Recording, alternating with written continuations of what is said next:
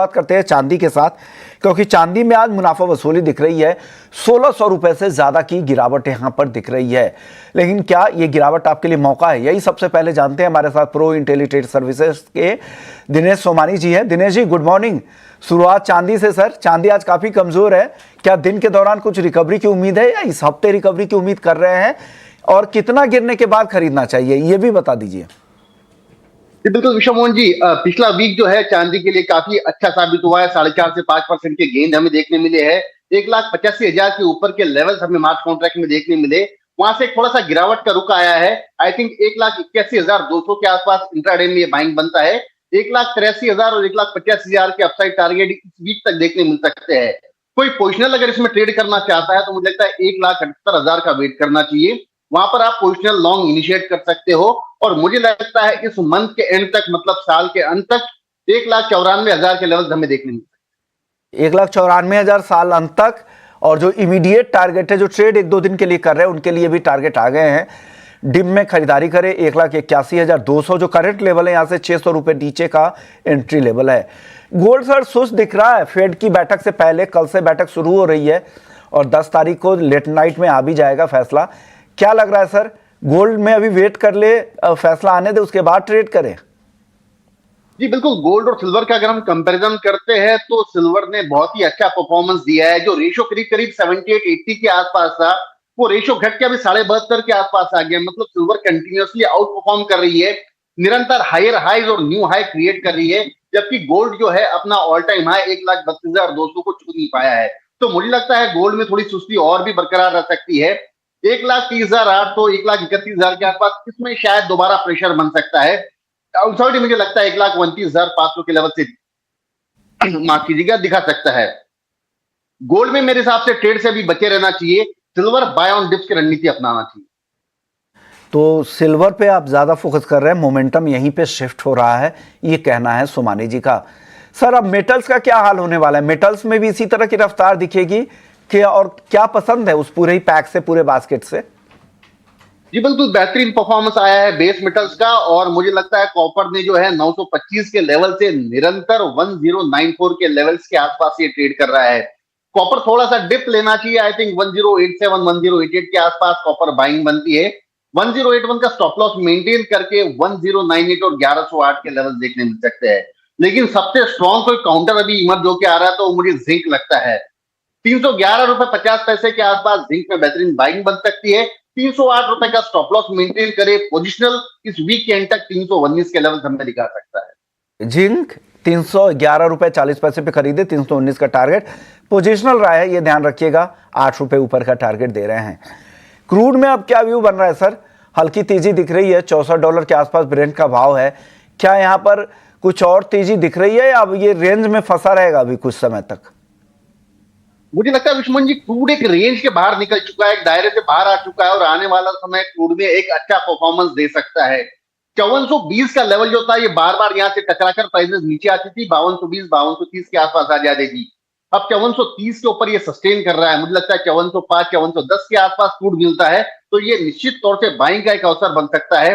5350 का stop loss maintain कर ऊपर में 5470 5540 के लेवल दिखा सकता है। कोई पोजिशनल इसको अगर होल्ड करना चाहता है तो मुझे लगता है ये 5700 के लेवल भी दिखा सकता है। स्टॉप लॉस पोजिशनल ट्रेड के लिए 5250 का मेंटेन करना चाहिए। तो आपको लग रहा है कि पोजिशनल अगर नजरिया है तो आप इसे होल्ड कर सकते हैं। 5540 तक भी ये आगे जा सकता है। एनजी में कोई कॉल बढ़ रही है क्या आज सर?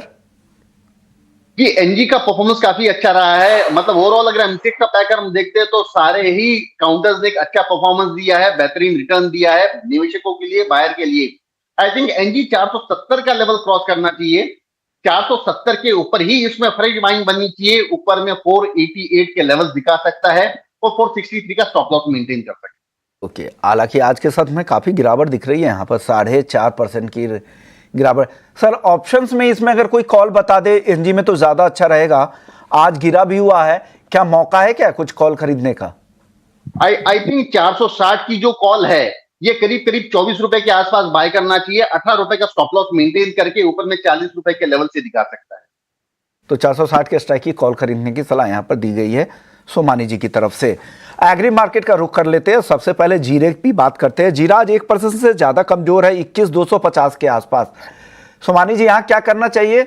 जीरा काफी समय से दायरे में ही है, कुछ अलग चाल की उम्मीद कर रहे हैं आप?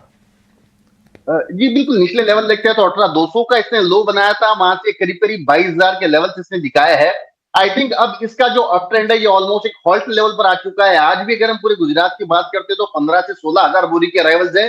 सोइंग में कोई कमी अभी नजर नहीं आती और वेदर भी अनुकूल है। कैरी फॉरवर्ड स्टॉक इसमें कोई कमी नहीं है। एक्सपोर्ट और डोमेस्टिक थोड़ी सी सुस्त है। मुझे लगता है ओवरऑल जीरे में अभी कोई तेजी का रुख बनने की कोई संभावना नहीं बनती है।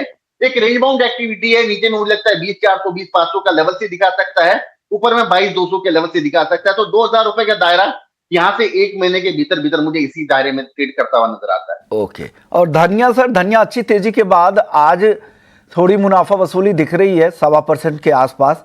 क्या करना चाहिए था? 10,700 के आसपास है भाव। जी मैं निरंतर कह रहा हूँ विष्णु जी, धनिया एक काउंटर है जो इस साल का बेहतरीन कमोडिटी परफॉर्मेंस दिखा सकता है। जो जनवरी का कॉन्ट्रैक्ट है, अभी जो एक्टिव कॉन्ट्रैक्ट कन्वर्ट होगा 10,350 के आसपास एक बढ़िया अवसर रहेगा खरीदारी करने का। 10,650 का इसमें लक्ष्य देखा जा सकता है और 10,100 का स्टॉप लॉस मेंटेन करे। ओवरऑल मुझे लगता है कि धनिया पॉसिबली है, जो जनवरी कॉन्ट्रैक्ट है ये 11,000 के लेवल बहुत ही जल्दी क्रॉस कर सकता है। ओके, चलिए अब बात कर लेते हैं हल्दी की। हल्दी देखिए 14,300 के आसपास है, आज कमजोर है %0.5। आगे की चाल कैसी दिख रही है सर सोमानी जी? हल्दी भी मुझे लगता है कि अभी जो नई फसल आएगी उसमें थोड़ा सा समय है और कैरी फॉरवर्ड स्टॉक इसमें बहुत ज्यादा कम है। तो ओवरऑल मुझे लगता है कि जो हल्दी का कॉन्ट्रैक्ट है 14,300 के आसपास खरीदारी करनी चाहिए। 14,700 के टारगेट देखे जा सकते हैं और 14,040 का इसको स्टॉप लॉस मेंटेन कर सकते हैं। तो 14,700 के टारगेट के लिए खरीदारी कर सकते हैं, छोटा सा टारगेट है। ये राय हल्दी को लेकर है। ग्वार सीड ग्वारगम आज दोनों में तेजी दिख रही है। 4,800 के आसपास ग्वार सीड का वायदा आ चुका है, करीब करीब 1% की तेजी यहाँ है। ग्वारगम देखिए तो 8,775 रुपए के ऊपर। इन दोनों में क्या राय है सर? और आज की तेजी बनी रह सकती है, टिकाऊ लग रही है क्या?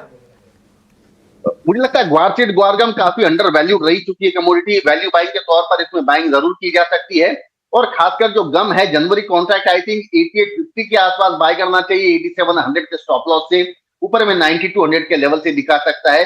वैल्यू बाइंग के तौर पे निश्चित तौर से ग्वारगम एक बार बाइंग बनता है। वाई के तौर पे यहाँ पे खरीद सकते हैं, क्योंकि लंबे समय से एक डाउन ट्रेंड में ही रहा है। तो यहाँ पर नीचे में आपको थोड़ा सा वक्त जरूर देना पड़ेगा, लेकिन आप नीचे में खरीदारी के मौके तलाश सकते हैं। कॉटन केक में आज एक्शन दिख रहा है। दिसंबर वायदा की मैं बात कर रहा हूँ, ये 3,000 के ऊपर है। क्या लग रहा है सर, दिसंबर वायदा या अगले कॉन्ट्रैक्ट की तरफ शिफ्ट होना चाहिए? जी नहीं, दिसंबर ही काफी एक्टिव कॉन्ट्रैक्ट है और दिसंबर काफी प्रीमियम में ट्रेड कर रहा है जनवरी के मुकाबले। तो दिसंबर पर ही जोर लगाना चाहिए। 2960 है, बहुत बड़ा रेजिस्टेंस जोन था। मुझे लगता है ये बड़े वॉल्यूम के साथ क्रॉस हुआ है। 3080 के लेवल्स अभी ये दिखा सकता है। 3080 में अपनी लॉन्ग पोजीशन निश्चित तौर से गेट करना चाहिए, क्योंकि नई फसल अभी आने वाली है और उसके बाद में प्राइसेस में प्रेशर हमें जरूर देखने मिल सकता है। पर यहाँ से 70 रुपए की तेजी इस वीक के भीतर भीतर हमें देखने मिल सकती है। ओके, इस वीक के अंदर ही 70 रुपए तक की तेजी यहाँ से और देख सकती है, ये सोमानी जी का कहना है। शुक्रिया सर। जाने से पहले डिस्क्लेमर सर। जी बिल्कुल, सारे जो कॉल्स मैंने रिकमेंड किए अपने क्लाइंट्स को भी सेम कॉल्स रिकमेंड किए हैं। पर्सनल मेरा कोई क्वेश्चन किसी भी कमोडिटी में नहीं। बहुत बहुत शुक्रिया सर, आपने वक्त निकाला। आपका दिन शुभ रहे। चलिए आगे बढ़ते हैं, वक्त हो चुका है ब्रेक का। ब्रेक के